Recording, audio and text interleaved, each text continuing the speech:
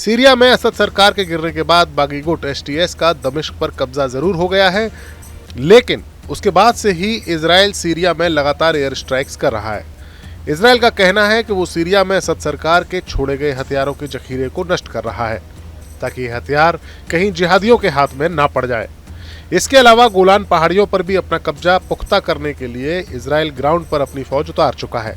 वहीं सीरिया में अब अमेरिका भी काफी ज्यादा एक्टिव हो गया है। सीरिया में अमेरिका अपनी पकड़ मजबूत करने की कोशिश कर रहा है। सीरिया में अलकायदा और आईएसआईएस जैसे आतंकी संगठनों से जुड़े अबू जुलानी के नेतृत्व में बनने वाली नई सरकार के साथ बातचीत के लिए भी अमेरिका अब इंटरेस्टेड दिख रहा है। अमेरिका जल्दी ही सीरिया में अपना डेलीगेशन भेजने पर विचार कर रहा है। अमेरिका को टेंशन ये है कि सीरिया में उथल पुथल का फायदा उठाने में कई देश लगे हुए हैं। इनमें टर्की के राष्ट्रपति एर्दोगन का नाम भी सबसे आगे शामिल है, जो सीरिया के मुद्दे पर काफी एक्टिव है।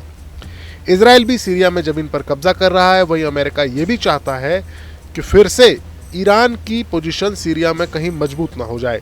मिडिल ईस्ट आई की एक रिपोर्ट के मुताबिक अमेरिकी विदेश मंत्री एंटनी ब्लिंकन ने ब्लूमबर्ग सर्विलांस प्रोग्राम में बताया है कि बाइडेन प्रशासन सीरिया में अपनी मौजूदगी को बढ़ा रहा है।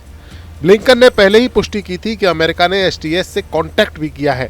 अमेरिका ने पूर्वोत्तर सीरिया में अपने फौजियों की संख्या दोगुनी कर दी है। इससे पहले करीब 900 सैनिक अमेरिका के सीरिया में मौजूद थे, उन्हें बढ़ाकर 2000 कर दिया गया है। अमेरिका को कहीं न कहीं ये डर भी है कि कहीं टर्की अपने बॉर्डर के आसपास के सीरिया के हिस्सों पर कब्जा ना कर ले। ऐसे में एसटीएस से बात करके वो ऐसी स्थिति को रोकना चाहता है। अब इसमें सबसे इंटरेस्टिंग बात यह है कि जिस एसटीएस के साथ बात करने के लिए अमेरिका तैयार दिख रहा है, उसे अमेरिका ने ही आतंकी संगठन घोषित किया हुआ है। अमेरिका ने एसटीएस के लीडर अबू मोहम्मद जुलानी पर $10 मिलियन का इनाम भी रखा हुआ है। हालांकि पिछले हफ्ते एक बयान जारी करते हुए अमेरिका कह चुका है कि अगर कुछ शर्तें पूरी होती हैं तो वो सीरिया की नई सरकार को मान्यता देने के लिए तैयार है। इन शर्तों में गैर सांप्रदायिक नेतृत्व, अल्पसंख्यकों और महिलाओं का सम्मान और रासायनिक हथियारों का खात्मा शामिल है। वहीं दूसरी ओर अमेरिका को दुश्मन मानने वाले जुलानी भी अब उसके साथ डील करने की फिराक में है। यूके के अखबार द टाइम्स की खबर के मुताबिक जुलानी ने कहा है कि वो इजराइल के लिए सीरिया को खतरा नहीं बनने देंगे और अमेरिका के लिए भी सीरिया खतरा नहीं बनेगा। कई जानकारों का मानना है कि जुलानी ये काम या ये बयान अमेरिका से मान्यता हासिल करने की कोशिश में दे रहे हैं। जुलानी को पता है कि इजराइल पर हमलावर होने का मतलब अमेरिका और उसके साथी देशों से उलझना होगा।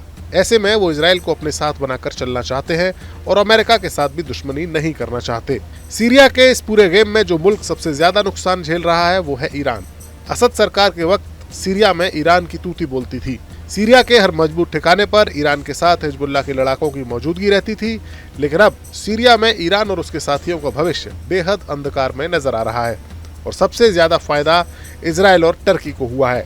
ऐसे में कयास ये भी लग रहे हैं कि सीरिया में आगे चलकर इजराइल और टर्की के बीच कोई नया मोर्चा भी खुल सकता है और ईरान की भूमिका महज तमाशबीन की ही रह सकती है।